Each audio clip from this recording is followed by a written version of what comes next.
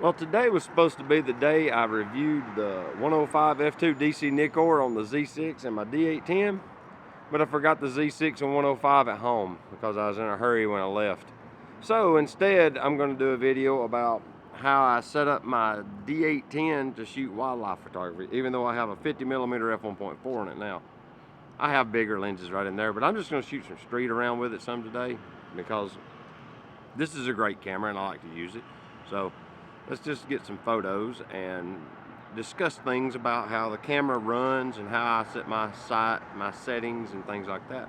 Because it came up in a recent video about where I went down to the Wakota-Hatchie wetlands and how I figured out some stuff with my auto ISO settings. So come on, let's go.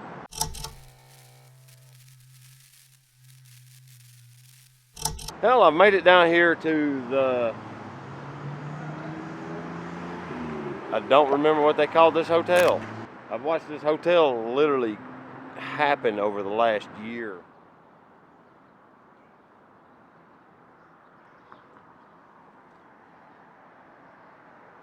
I've never seen the spaghetti house sign on the concrete.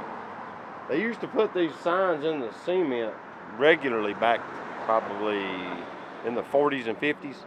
And this one did have the people's name over there, but they brick sawed through it and poured in. I guess they brought in like a utility line or something because they re-poured the concrete. But yeah, this used to be a restaurant in this little tiny building at some point in the past, and it was the spaghetti house. It's just neat to see it. That history just lingers like that. All right, so I'm shooting the 50mm f1.4 on the D810. This is the AFD version, so it's screwdriver focus, which on the D810 works perfectly. It's just another autofocus lens on the D810. So I'm shooting it wide open because why wouldn't you? And I'm shooting at ISO 64. On this setup with it sunny skied, I'm just aperture priority, so I'm just letting it adjust the shutter speed to suit, and hopefully I won't get overexposure. I have 1/8,000th of a second shutter in this camera, so it should be able to handle this kind of conditions at f1.4. So far it looks like everything's working okay. I'm waiting down here at Kenny's restaurant on Sierra. She's gonna meet me here and we're gonna eat breakfast together. She's on her way, probably be here in about 5 or 10 minutes, so I've got plenty of time to describe this. So on the D810, it has this top display, and everybody when it came out said, that's worthless, that's a waste of space, you could put a knob there. I use this display constantly. See, I turn off the back display. It auto goes to sleep or whatever, so I don't leave it on because this thing is a big drain on the battery. So I use the top display, and it goes to sleep as well. If you'll notice, there's no information. When I half press the shutter, it wakes up, and it brings all that data to the forefront. And so I do all of my settings through the top display because it's just too convenient.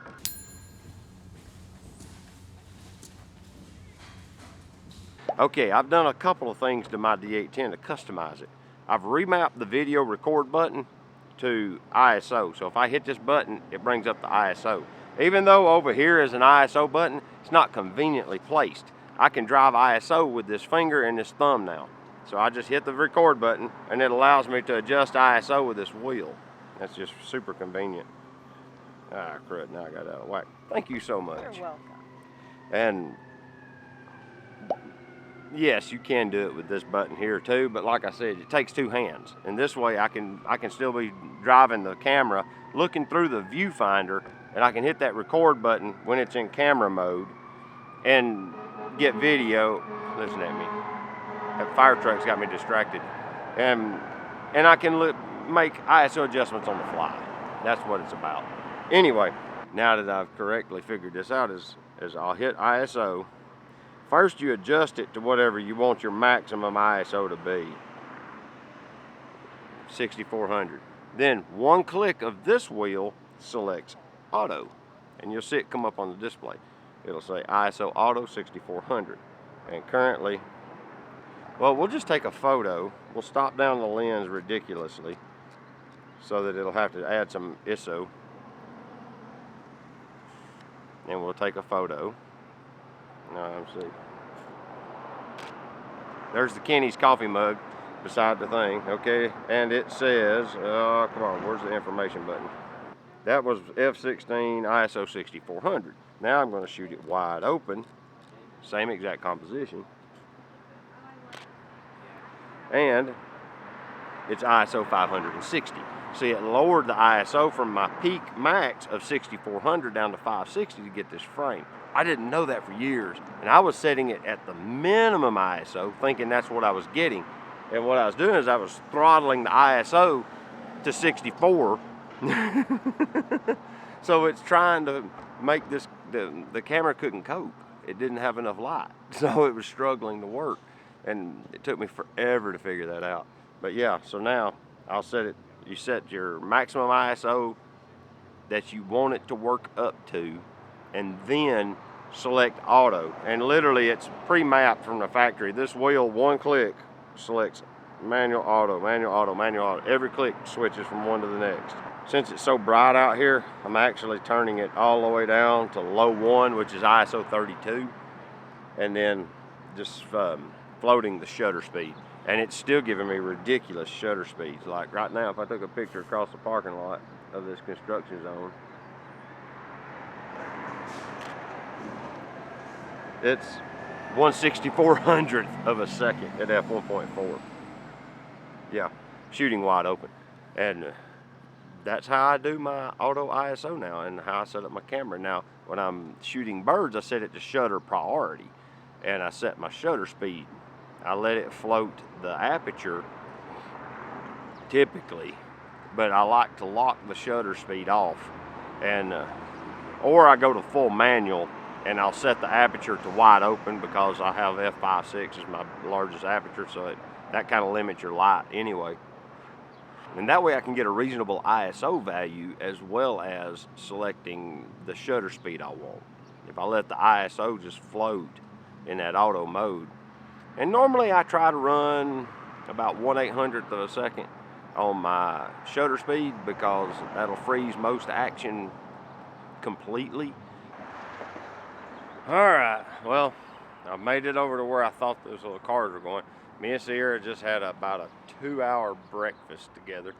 We was visiting and just sitting around drinking coffee and talking about stuff. So I thought I'd walk down here after we parted ways and see if the cars were here. The answer to that question is no.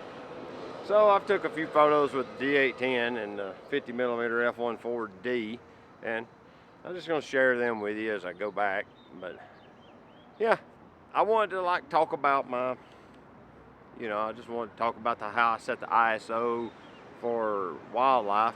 And today, like what I'm setting for my settings for this, I've got it on aperture priority. I'm shooting wide open so I can get that bokeh, I don't want that blurry background. But by doing that, I've got the ISO all the way down to low 1, which is 32. Currently, yeah, 1/5000 is 1/4000, 1/5000. So it's working about right there. But that allows me to shoot wide open in broad daylight. That's the beauty of the D810. It has a 1/8000th of a second shutter. So you can really, really, really play with some large diameter apertures in broad daylight. Just works out. So with that, this is David, the Georgia photographer. Till next time, get your camera out. Go take a picture with it, all right? We'll see you later. Bye-bye.